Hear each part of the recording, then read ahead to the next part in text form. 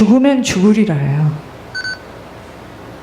예물을 제가 중간에 예물을 좀 올렸는데 본격적으로 예물을 좀 올리면서, 왜냐하면 그 오빠 못 갑니다.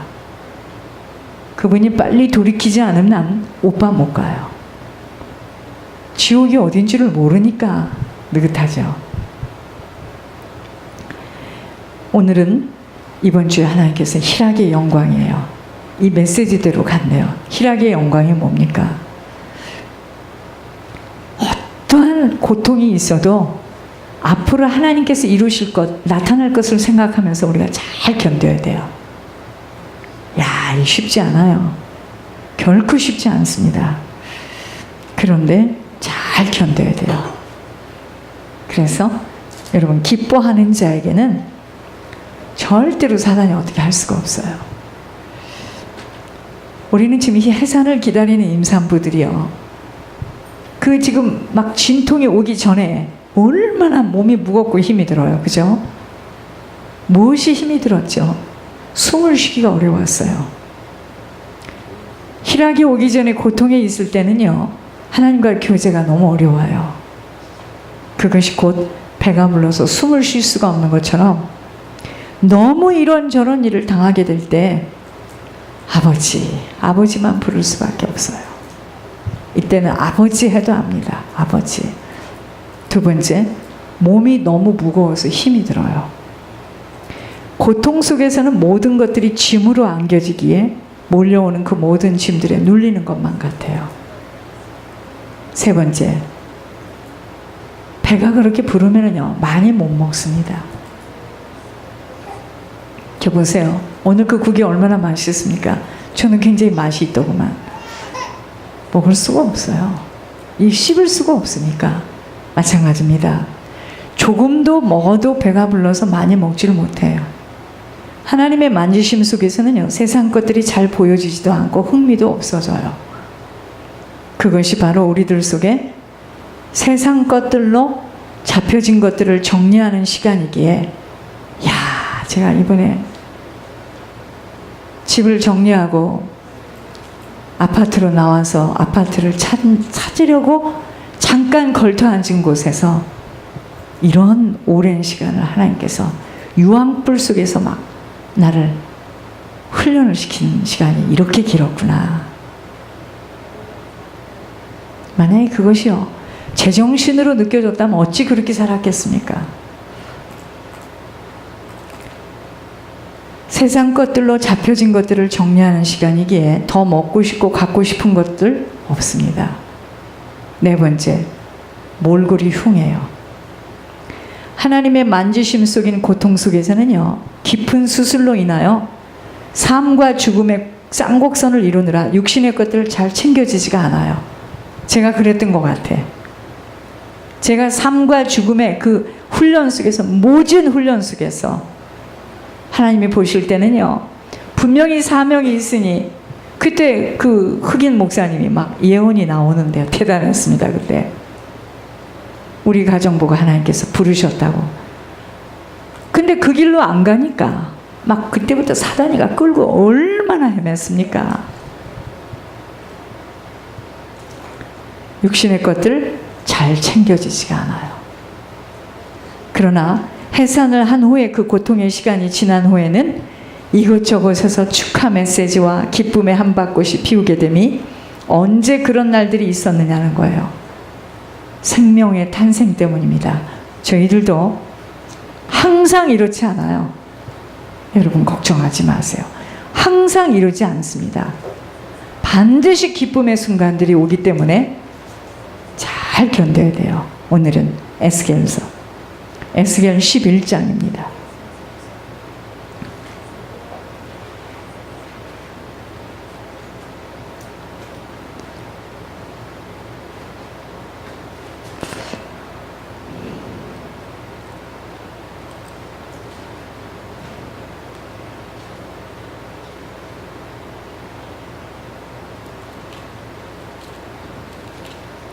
에스겔 11장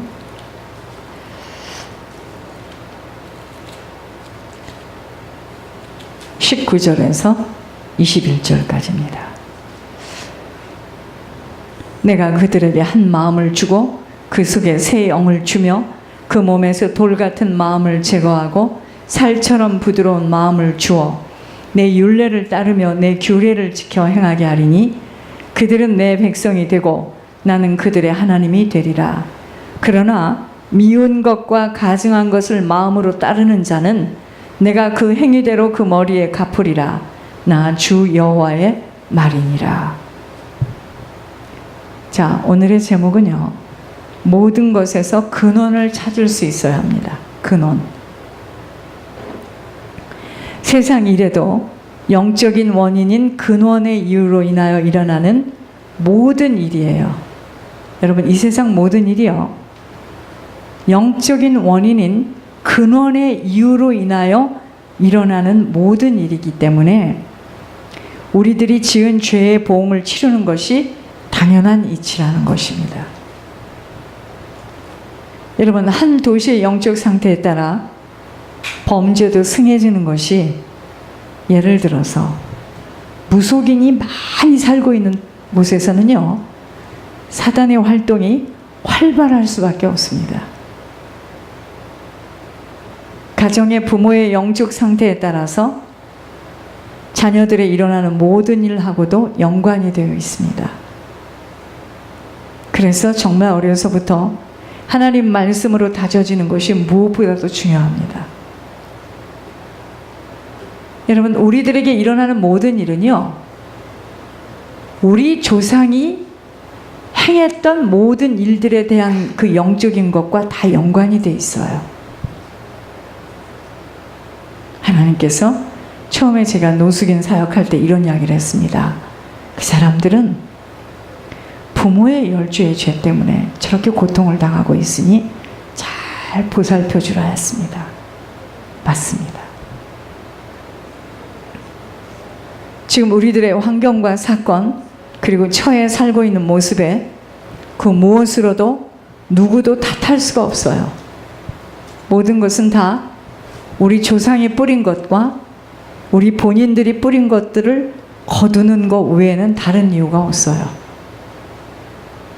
어려서부터 지독히도 가난한 삶을 살아야 했던 가정에서 자란 분들은 결정적인 순간에 자신의 삶을 보여지는 연약한 환경으로 몰고 갈 것으로 가지 않겠다고. 무슨 말이냐면요, 굉장히 가난하게 살았던 사람들은, 유독히도 가난하게 살았던 사람들은 결정적인 순간에 자기가 연약한 환경으로 갈 것으로 못 가요. 그 가난이 뼈에 사뭉쳤기 때문에 하나님의 인도하심을 놓치는 그 모든 것들도 누구의 잘못이 아닌 가난이 시리도록 무서운 경험에 의해서입니다.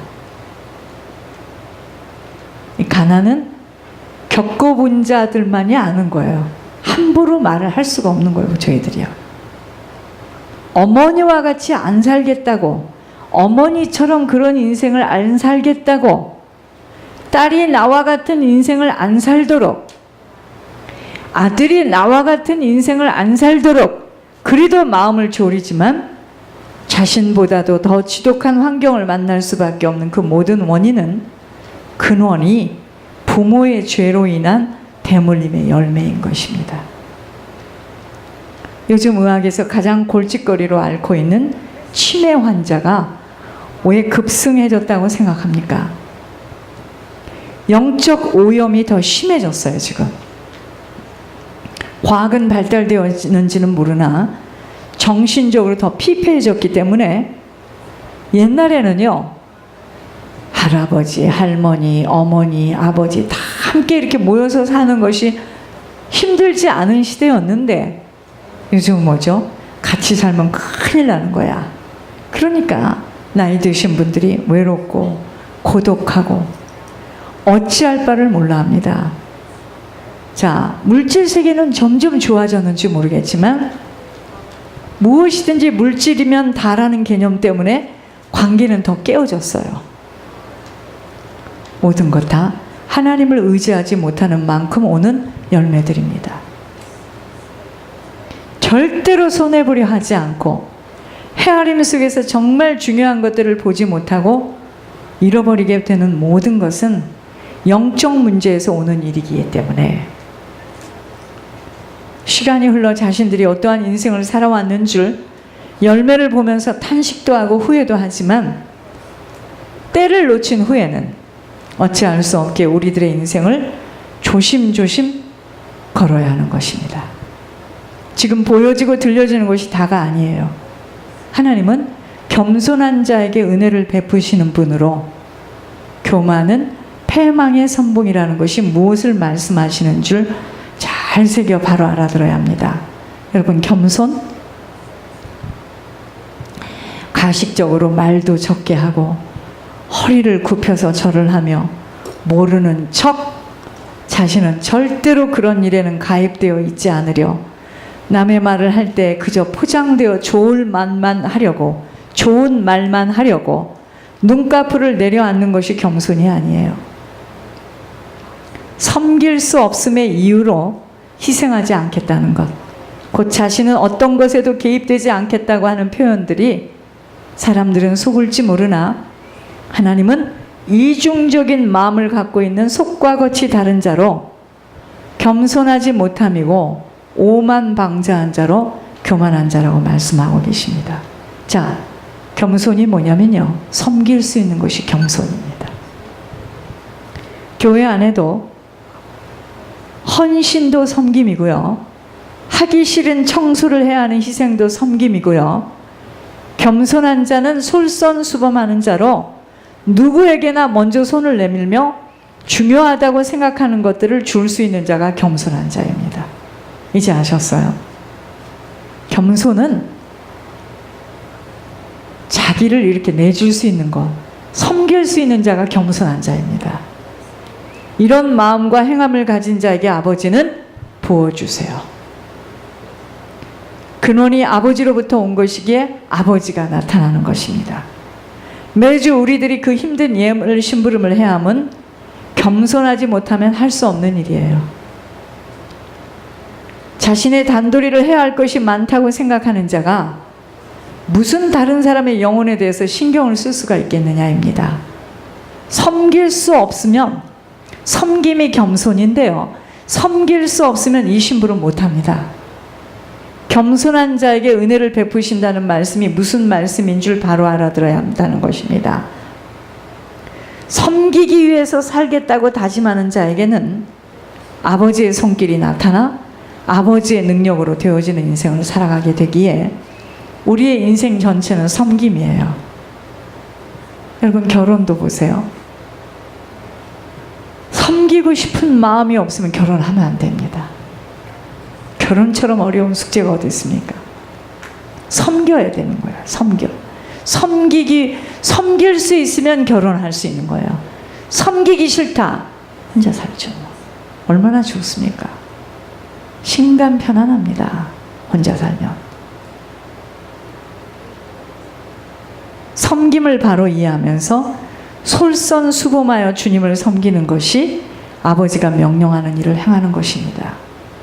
우리들의 남은 인생을 어떻게 살 것인가 하는 큰 그림과 무엇을 남기고 떠나갈 수 있는 자가 될 것인가 라는 큰 제목을 놓고, 대제를 놓고 고민하며 헌신과 희생과 충성의 그림을 그릴 수 있음이 겸손한 자로 아버지와 방향이 맞는 자인 것입니다. 내 한 몸, 남은 시간 좀 편히 살아보겠다고 도망치듯이 자기의 것만 챙기는 자에게 아버지는 절대로 나타날 수 없다는 것 바로 알아야 합니다. 이 비밀이 바로 마태복음 16장 33절입니다. 헌신은 물질만이 아니에요. 우리들의 건강, 지식, 달란트, 마음, 정신, 물질, 먼저 다 아버지에게 드리게 되는 희생 속에 아버지는 우리들의 필요한 모든 것들을 다 남은 시간 공급하시겠다고 약속하신 것 잊지 않아야 합니다. 아무리 이야기해줘도 두렵고 떨림에 사단에게 붙들린 인생들이었기에 자신들에게 보여지지 못하고 잡혀지지 못하면 믿질 못하는 것이죠. 그렇게 아버지는요, 믿음이 절대 모든 사람의 것이 될 수 없음은 믿음으로 신뢰하며 행하는 자에게 아버지는 지속적으로 나타나십니다. 여러분, 축복과 사망의 저주는 근원 속에서 나타나는 것들이기에 항상 우리들은 모든 일들 속에서 근원을 바로 알아차려야 하는 것입니다. 우리의 남은 인생만이 아닌 내 자신이 천국으로 들어갈 자인지 지옥으로 떨어질 자인지는 우리들이 살아가는 근원을 보면 알 수 있어요. 근원. 앞으로 어떻게 될지 하나도 궁금할 일 없다는 것입니다. 여러분들이 제가 앞으로 어떻게 될지 궁금합니까? 궁금할 필요 없어요. 근원을 잘 보시기 바랍니다. 내 자신이 정말 다른 사람의 영혼을 위해서 희생하고 헌신하며 충성된 자, 곧 항상 양보하고 먼저 덮어주며 불쌍히 여기면서 살아가려는 마음을 갖고 모든 것을 내게로부터 원인을 찾으려는 자세인가? 아니면은 늘 나만을 생각하고 내가 편해야 하고 내 자신의 유익만을 위해서 살려고 생명길에 들어와서까지도 오직 나, 내 자녀, 내 남편, 내 부인, 내 노후, 내 인생을 계산하면서 늘 불평하고 한탄하고 질책하며 판단 정죄하며 살고 있는가?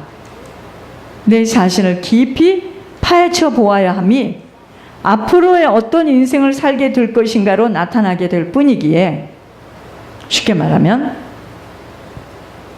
우리가 생각하고 투자하고 헌신하고 노력하는 근원이 어디에 있는가를 생각해 보면 우리의 앞날은 어떻게 될지 나오는 겁니다.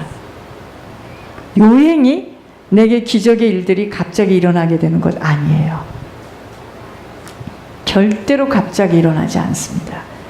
겸손한 씨를 뿌린 자에게는 축복의 열매가 주렁주렁 맺어짐이 본인과 상관없이 아버지가 하시는 일들이기 때문이에요.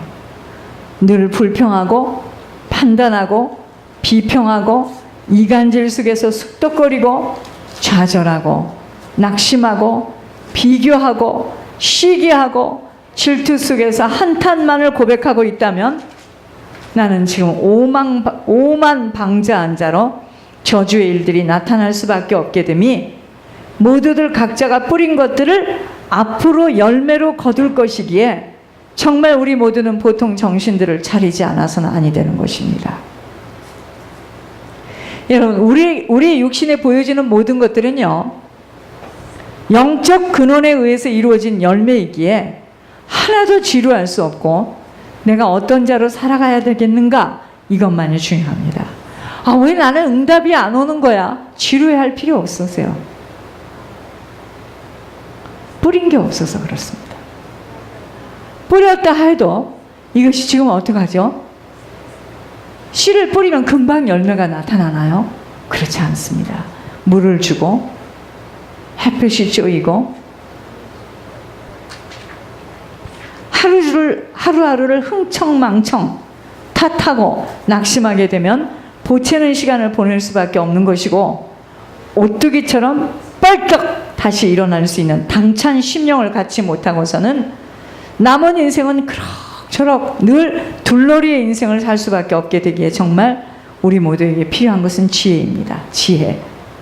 하늘로부터 오는 지혜를 끊임없이 받아내도록 먼저는 입조심해야 합니다. 입조심. 입의 고백대로 모든 일들이 일어나기에 현실과 반대되는 고백을 해야 돼요. 자, 아버지로부터 오는 근원을 받아내려면, 자, 모든 것이 근원에 의해서 이루어지는 일인데 어떤 사람은 하나님으로부터 오는 근원을 통해서 일어나는 일, 어떤 사람은 사단으로부터 근원, 사단이 근원이 돼서 일어나는 일, 지금 그런 인생을 살고 있는데요. 아버지로부터 오는 근원을 받아내려면 입조심해야 됩니다. 입조심. 나는 20대의 건강을 갖게 될 것이다. 나는 사랑의 베들교회 성전을 꼭 지켜야 말 것이다. 나는 우진 그룹의 총수로서 수없는 자들을 영적, 육적으로 살리는 자가 되는 도구로 쓰임받을 것이다. 나는 치유를 원하십니까? 이 책을 영어로, 스페니쉬로, 중국어로, 일본어로 출판해내는 일에 내가 모든 것 다 헌신할 것이다. 나는 미국의 백악관에 들어가 복음을 전할 것이다. 나는 매주 예물이 끊어지지 않도록 어떤 수단과 방법을 가리지 않고 절대로 예물 끊어지지 않도록 해낼 것이다. 사랑의 베들교회가 미국의 최고 교회가 될 것이다 라고 끊임없이 선포함과 이렇게 되어질 수 있는 어떤 어려움 속에서도 씨를 뿌려야 하는 것입니다. 기도의 씨, 예물의 씨, 선포의 씨, 두 번째, 정확성이 회복되어져야 합니다. 그 사람의 입에서 나오는 말에는 반드시 행함으로 지켜나가지지 못하면 절대로 아버지로부터 근원을 얻어낼 수 없어요. 정확성입니다. 하나님은요, 절대로 정확하지 않은 자에게는 물질 맡기지 않아요. 물질을 안 맡길 때 영혼은 더욱더 안 맡겨요. 아셔야 됩니다. 정확하지 않으면 절대로 하나님 앞에는 응답은 못 받아요. 제가 왜 이렇게 무릎이 나가고 이빨이 나갑니까? 이거 지키기 위해서 이러는 거 아니겠어요? 세 번째, 성실하고 진실하고 신실해야 됩니다. 신실해야 돼요. 어떤 순간에도 머리를 휙 돌리면서 눈가리 많은 자, 곧 정직하지 못한 자, 하나님 절대로 상관될 수 없기에 진실해야 합니다. 말에도 행함에도 순간의 모면을 위한 거짓됨에는 순간을 모면하기 위해서 딱 거짓말을 하잖아요. 그러면 사단이 개입되기에 하나님께로부터 상관된 근원을 얻으려면 힘들어도 진실됨이 회복되어지도록 뼈를 깎는 아픔을 치르더라도 진실한 자가 되어야 합니다. 여러분, 이게 쉽지가 않아요. 적은 일에도 있는 그대로 말하는 것을 자꾸 우리가 힘에 들고 내가 뺨을 맞고 머리채를 흔들리나 하니 있더라도 있는